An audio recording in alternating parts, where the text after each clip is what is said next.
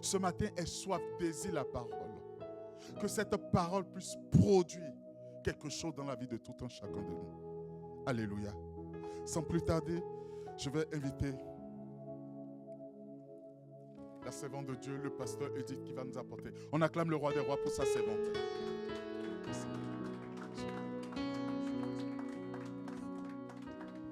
Alléluia. Bonjour à tout le monde. Je suis heureuse de vous voir aujourd'hui. Comme on le dit, je suis heureux de te voir aujourd'hui.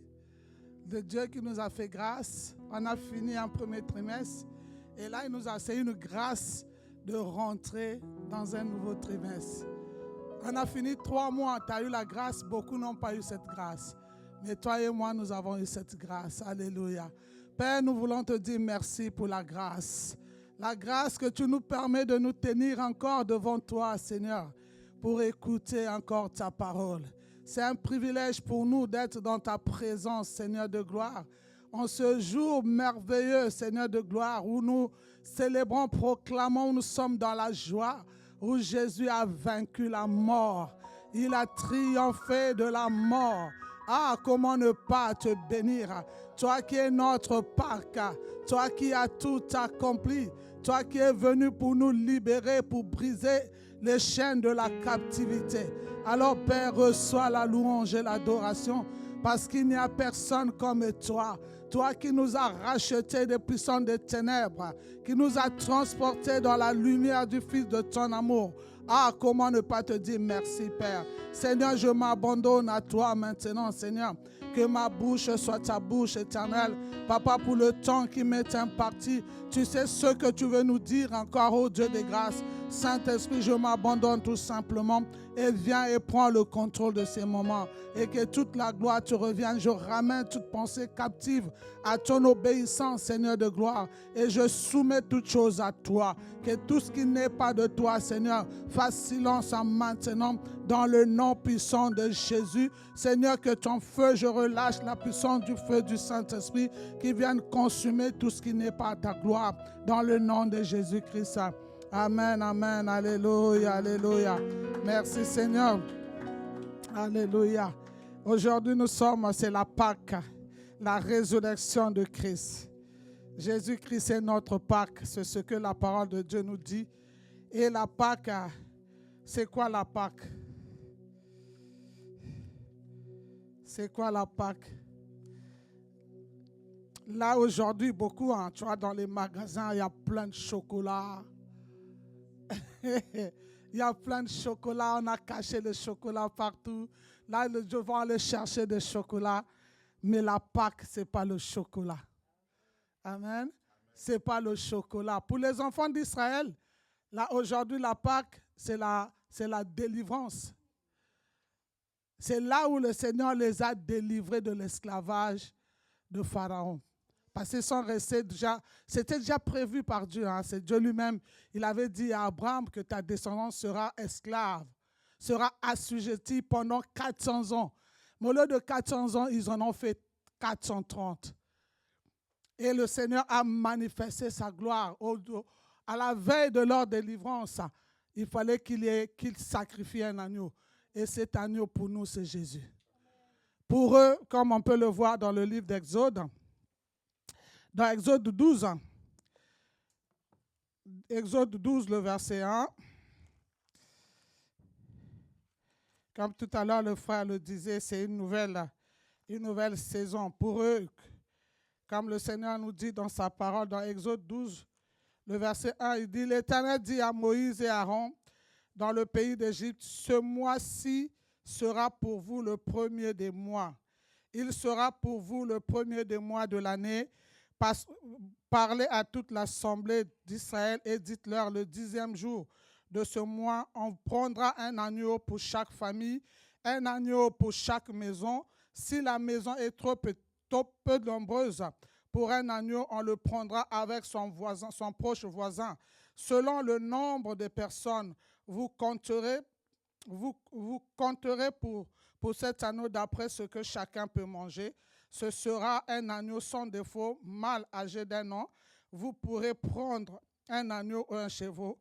Vous le garderez jusqu'au 14e jour de ce mois, et toute l'assemblée d'Israël l'immolera entre les 2 soirs. On prendra de son sang et on mettra sur les 2 poteaux et sur le linteau de la porte de la maison où vous mangerez. Cette nuit, on mangera la chair rôtie au feu et on la mangera avec du pain sans levain et des herbes amères. Vous ne le mangerez point à demi-cuit et bouilli dans l'eau, mais il sera rôti au feu avec la tête, les jambes et l'intérieur. Vous n'en laisserez rien jusqu'au matin. S'il en reste quelque chose le matin, vous le brûlerez au feu.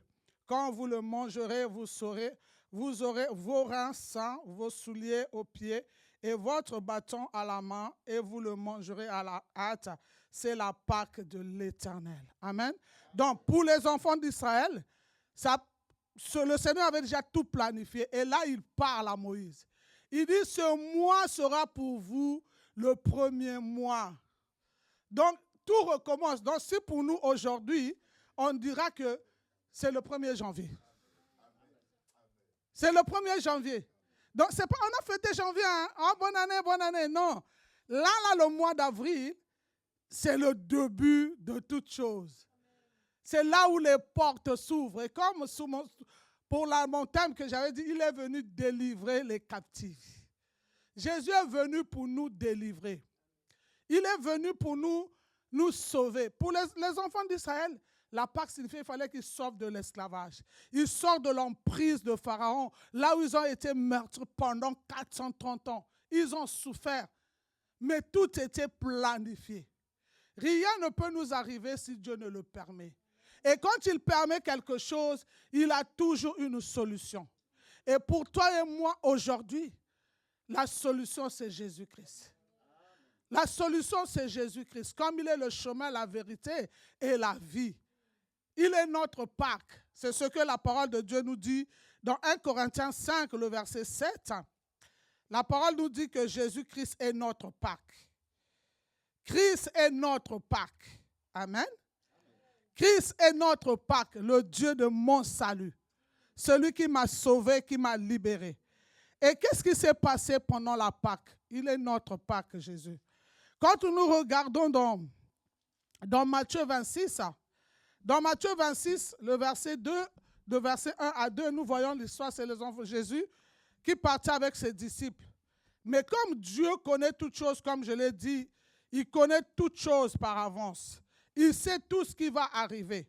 Même toi et moi, pour être là ce matin, il savait qu'aujourd'hui, qu'on allait être ici. Il n'y a pas d'hasard avec Dieu. Il savait. Dans Matthieu 26, la parole nous dit au verset 1 à 2, il dit, lorsque Jésus eut achevé ses discours, il dit à ses disciples, vous savez que la Pâque a lieu dans 2 jours et que le Fils de l'homme sera livré pour être crucifié.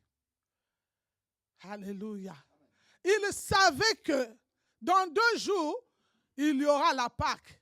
Mais pendant cette Pâque-là, le Fils de l'homme sera crucifié. Il va être crucifié.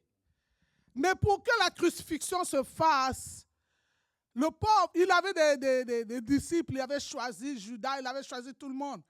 Mais il va être livré. Pour que nous voyons après la suite, les responsables, les anciens commençaient à chercher, mais comment est-ce qu'on va faire? Mais Jésus savait qu'il devait être crucifié pendant la Pâque. Mais eux, les responsables, ils ont dit, on ne va pas le faire pendant la fête, parce que si on le fait pendant la fête, c'est un type qui est tellement connu, aimé de tout le monde, il y aura des problèmes. Donc, on ne va pas le faire pendant la fête. Or, Jésus avait déjà su, savait déjà que ça allait se faire. Pendant que ça allait se faire, et il y a une dame, Marie. Jésus va aller à Béthanie. Marie va faire quoi? Va verser de l'huile, du parfum de grand prix sur lui pour préparer. Jésus va dire que c'était la préparation de son enterrement. Quand la Marie a versé le parfum sur la tête de Jésus, ce parfum-là coûtait tellement cher. Mais Les disciples commençaient à murmurer, dire, mais attends, comment est-ce que ce parfum-là, on pouvait le donner, vendre et puis donner l'argent aux pauvres? Comment ça se fait qu'on l'a versé sur Jésus? Dit, mais non, vous ne savez pas. Parce que ce qui vient de se faire là, parce qu'elle a préparé mon enterrement. Jésus savait déjà qu'il allait mourir. Que ce soir-là, il devait être arrêté. Il devait être livré. Et pendant qu'il disait ça, quand il a fini son discours, j'en ai pas le temps de lire tout le Matthieu 26. Quand vous pourrez lire. On voit que Judas, après avoir entendu ça, Judas est parti pour vendre Jésus. Il est allé livrer Jésus. Après, il est revenu. Jésus, il fallait qu'il prépare parce que Jésus était venu pour accomplir la loi. Il devait aussi obéir à la préparation de la fête de la Pâque. Il a préparé la Pâque avec ses disciples. Et c'est là où il va annoncer à ses disciples. Mais Judas aussi était là. Et là, le Seigneur va dire, ce soir même, l'un de vous va me livrer. Et Judas qui va dire, mais c'est qui va te livrer? Mais le Seigneur connaît bien, aimé. Tel que nous sommes ici, personne ne peut se cacher devant Dieu. Dieu nous connaît, même si je me cache. Même si on dit, mais je peux faire les choses, personne ne me voit. Quand Judas est parti pour aller dire, vendre Jésus, livrer Jésus, les autres ne savaient pas. Mais Jésus savait. Il est revenu encore manger la Pâque avec Jésus. Il a mangé la Pâque avec Jésus. Oh, que le Seigneur nous donne le discernement. Qu'il ouvre nos yeux pour que nous puissions voir qui est à côté de moi, qui marche avec moi, qui mange avec moi. Ce n'est pas, c'est vrai, maintenant on nous dit qu'il faut faire attention, mais que le Seigneur nous donne le discernement. Et là, Judas, il a fait quoi? Il a mangé aussi avec Jésus. Quand Jésus disait, l'un de vous va me trahir. L'un de vous va me vendre. Il a dit, mais c'est qui? Lui-même, il s'est dit, mais c'est qui? Le Seigneur dit, bah, tu l'as dit toi-même. Et après, dans ses habitudes, Judas connaissait les habitudes de Jésus. Jésus, il fallait qu'il aille maintenant dans le champ des oliviers. Et quand il est arrivé dans ses habitudes, mais maintenant là, il fallait maintenant qu'il prie. À un moment, il a retiré, il a pris seulement Jacques, Jean et Pierre pour qu'ils l'accompagnent dans le jardin de Gethsémani. Mais pourtant, il était venu pour cette mission. Mais à un moment, quand l'heure est arrivée, il avait maintenant des angoisses. Il était maintenant triste. Il demandait, il avait maintenant besoin d'aide pour qu'on puisse le soutenir. Il a demandé à ses disciples, restez là, je vais prier. Il est allé à 3 reprises. Il a demandé au Père que la situation, si le papa pouvait changer la situation pour lui. Mais à un moment, il a dit non, pas ma volonté, ta volonté. Il fallait qu'il se soumette à la volonté de Dieu. Il s'est soumis parce que c'était un plan que Dieu avait déjà planifié. Bien-aimé, avant ta naissance, Dieu te connaissait. Pendant que tu étais dans le sein de ta mère, avant même que tes parents n'aient décidé de t'avoir, Dieu savait déjà ce que tu allais être. Dieu avait choisi, comme on dit, on ne choisit pas ses parents. Papa et maman pouvaient dire, mais non, toi tu n'avais pas été désiré. Non. Peut-être les parents ne t'avaient pas désiré, mais Dieu t'avait désiré. Dieu avait choisi, savait que tu vas naître dans telle famille. Il savait. Peut-être même à un moment, tes parents, ta maman même, il a dit, je suis trop jeune, il faut que j'avorte. Elle a cherché même à avorter. Mais tu n'as pas pu être avorté parce que quoi? Parce que Jésus savait, il avait un plan sur ta vie. Et quand on voit même dans les spermatozoïdes, il y en a plus de milliers, des milliers. Hein? Il y a des milliers, des milliers, des milliers, des milliers de spermatozoïdes. Mais il n'y a qu'un seul. Et donc, sur tous les milliers des milliers de spermatozoïdes, toi, tu as gagné. Tu as gagné. Donc, il ne faut pas que quelqu'un te dise, ah, mais tu as vu comment tu es. Non, parce que Dieu t'aime. Et aujourd'hui, Dieu a manifesté son amour. Parce que la parole nous dit, dans Jean 3, verset 16, car Dieu a tant aimé le monde qu'il a donné son Fils unique, afin que quiconque croise en lui ne périsse point, mais ait la vie éternelle. Et cette vie, Jésus nous l'a donnée en acceptant d'aller à la croix. Il savait qu'il allait être vendu. Il pouvait dire, mais non, je sais que c'est la Pâque, là, on va m'arrêter. Donc, je vais m'évader, il faut que je fuis. Mais il n'a pas fui. C'était volontairement que Jésus a donné sa vie. C'est volontairement. Il a dit, ma vie, on ne me l'a pas arrachée. Je l'ai donnée. Il a donné sa vie en rançon pour toi. Oh, mon frère, ma soeur. Quand tu vois la Pâque, la résurrection, où Jésus a tout accompli pour toi. Tu sais, quand il a été mis à mort, il a été arraché, arrêté. Tu as toute la nuit, quand j'essaie de lire la parole, je dis, donc toute la nuit, quand on l'a arrêté la nuit de jeudi là, il n'a pas dormi. Toute la nuit, très le matin, on l'a mené devant Pilate. Et Pilate a commencé, ils ont commencé à chercher des accusations. Mais ils n'ont trouvé pas Jésus, là, il était silencieux. Pour toi et moi, Jésus est resté silencieux. On l'a insulté, on racontait n'importe quoi. Mon frère, ma soeur, il y a des moments, garde le silence. Jésus est resté là silencieux. Il est resté silencieux. Pilate lui dit, mais attends, mais on est en train de t'accuser. Est-ce que tu ne peux pas te défendre? Tout ce qu'on est en train de dire là, est-ce que tu ne vois pas? Mais il est resté silencieux. Et là, il y avait un choix à faire entre Barnabas et Jésus. Parce que c'était la coutume que pendant la fête, il fallait qu'on livre, sort un prisonnier, qu'il ait la grâce présidentielle. Mais au lieu pour la grâce présidentielle, ils vont demander qu'on puisse libérer Barabbas. Mais Barabbas, c'est toi et moi. Si tu pouvais te rendre compte. Parce que tu dis, mais moi non. Tu vois là, quand tu vois ta vie, c'est pour ça comme la dernière fois quand j'ai prêché sur la grâce. Oh, la grâce. Barabbas qui était un meurtrier.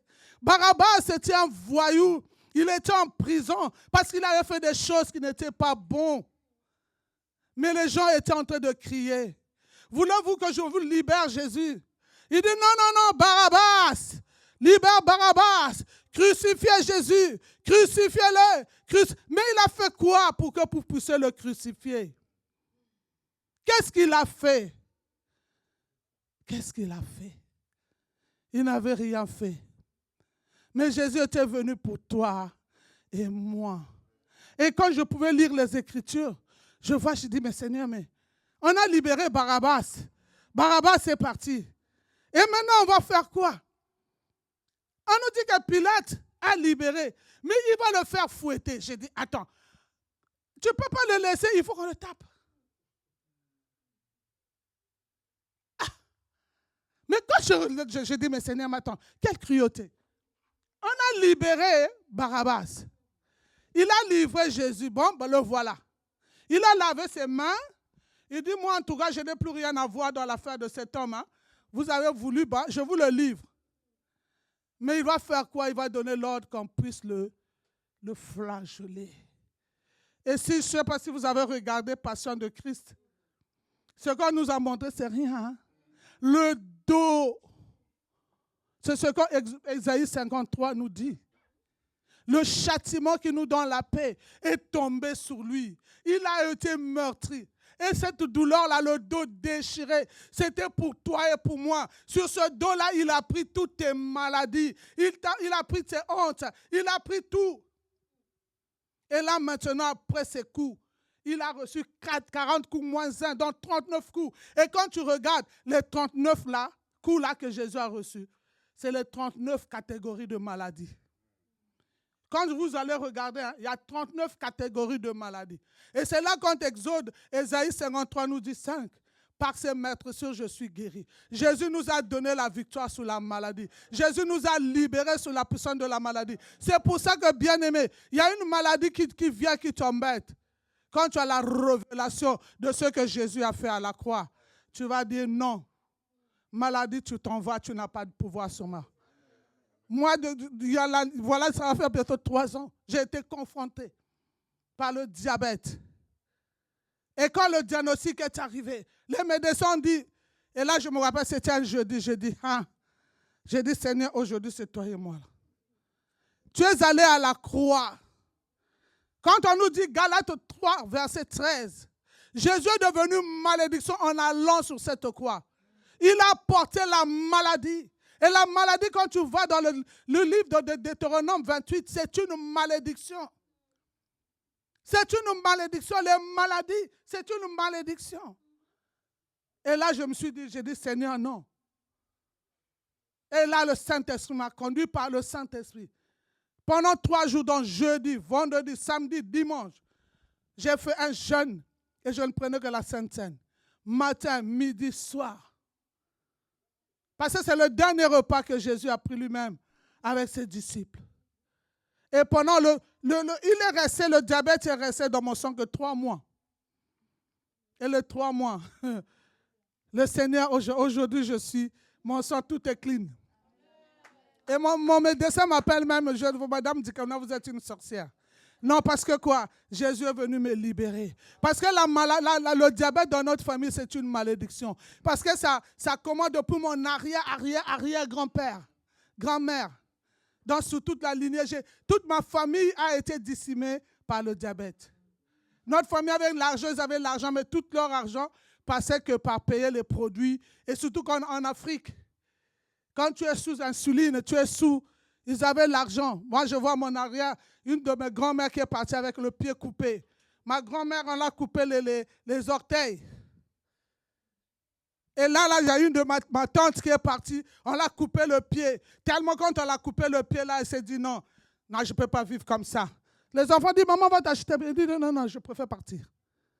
Et le diabète, j'ai dit, Seigneur, dans ma lignée là, tu as mis fin, je suis là, les nez, accord avec Jésus. Seigneur Jésus a mis fin à la malédiction, parce qu'il est devenu malédiction.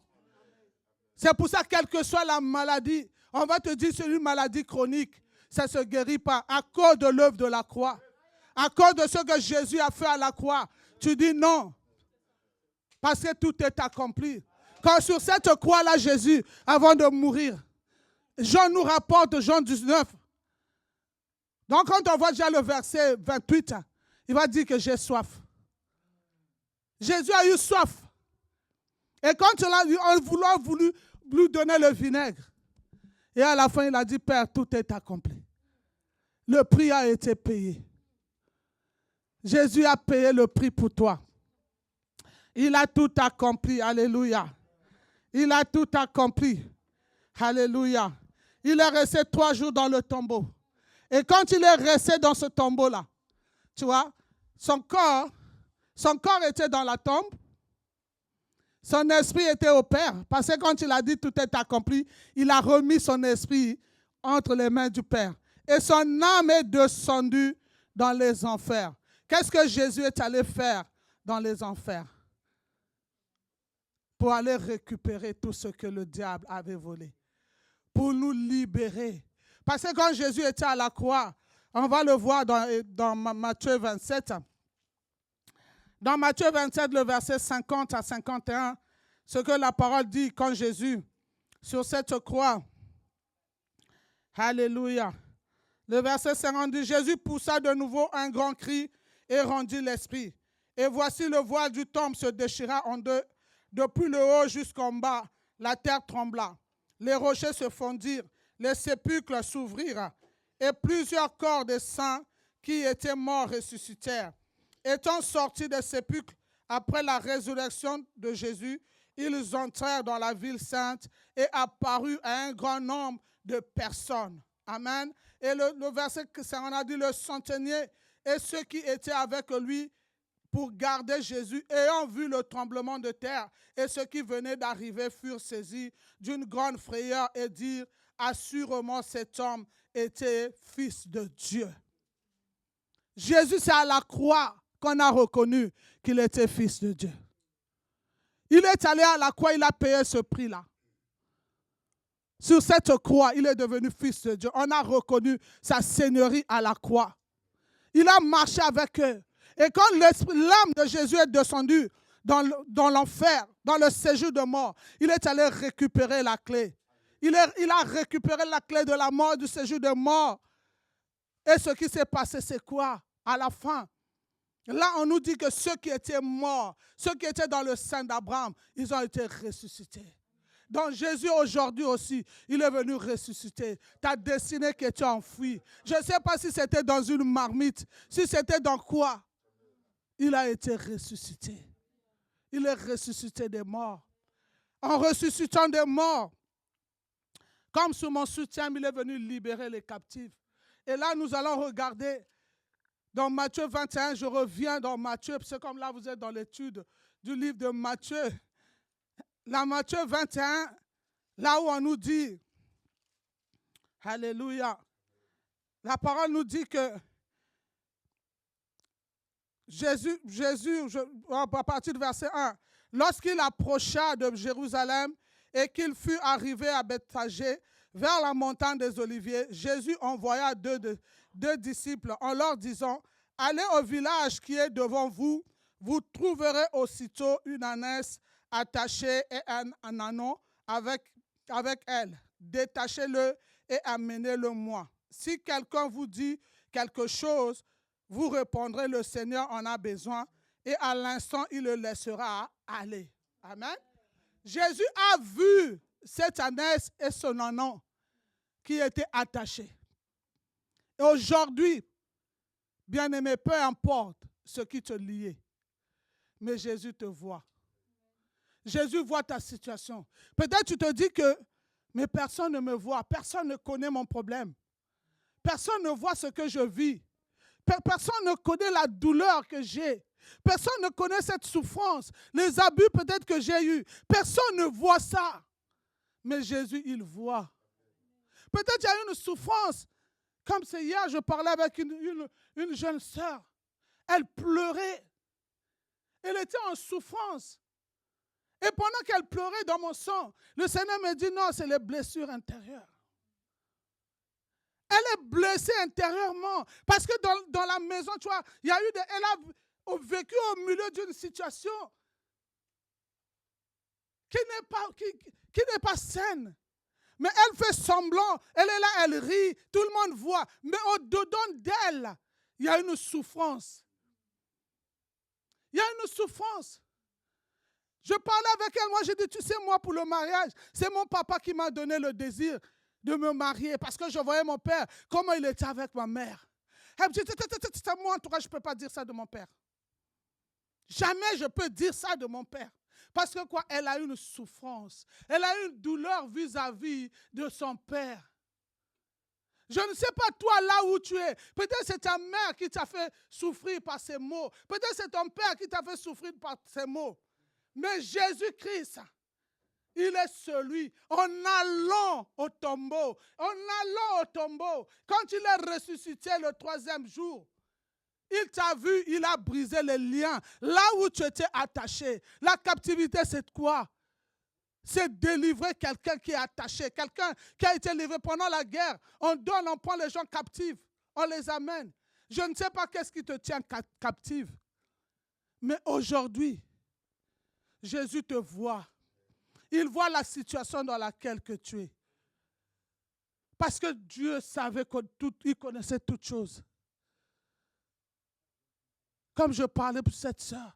Et pendant que j'ai touché là, elle a commencé à pleurer. J'ai dit oui. Parce que la souffrance que tu as, si cette souffrance, tu ne laisses pas le Seigneur, il n'y a que Jésus qui peut guérir. C'est lui qui enlève notre honte. Parce qu'il est celui qui a revêtu notre honte. Jésus a pris notre honte en allant à la croix.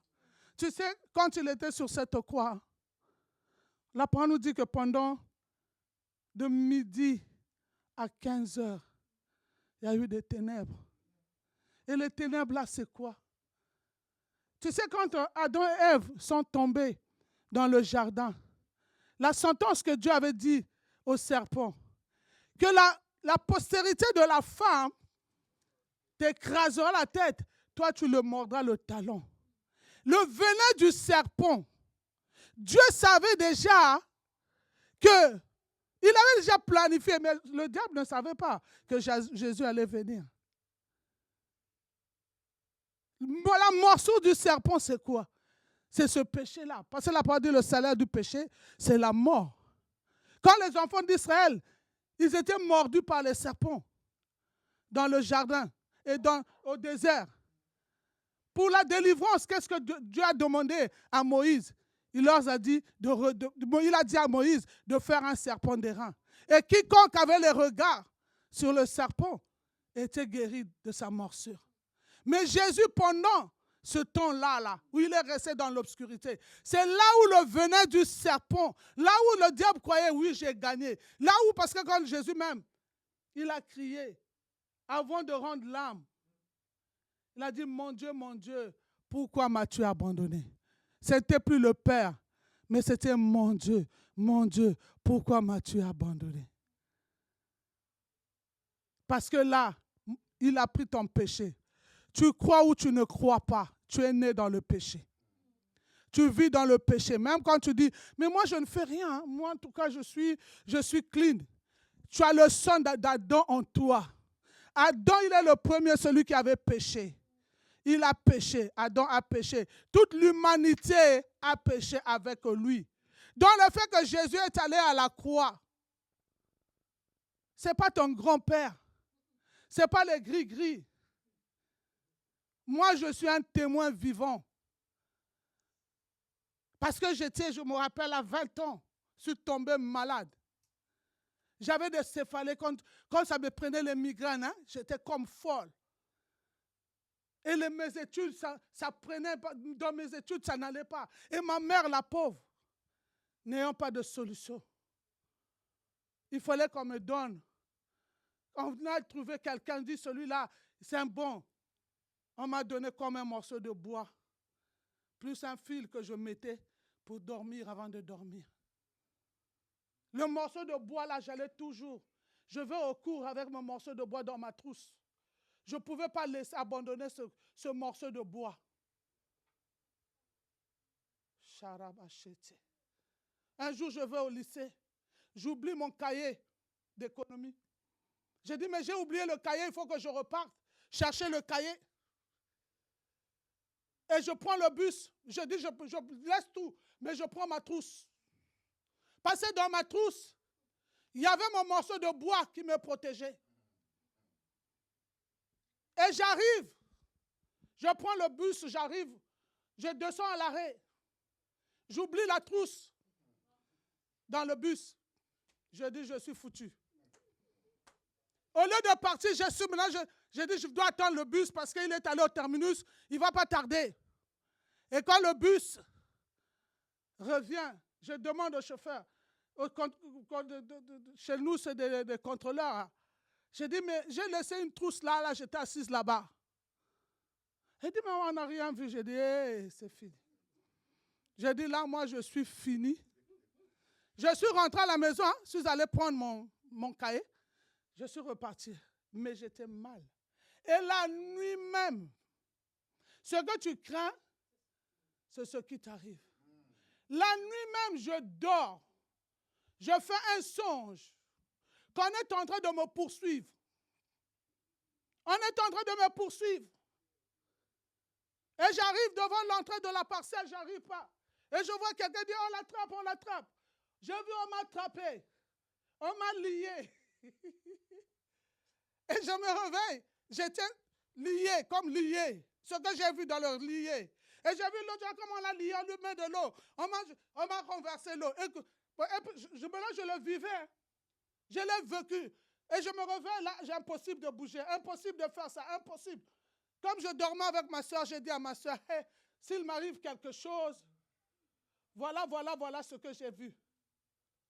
Et je suis tombé malade. Malade. Et j'étais 1 mois du bac.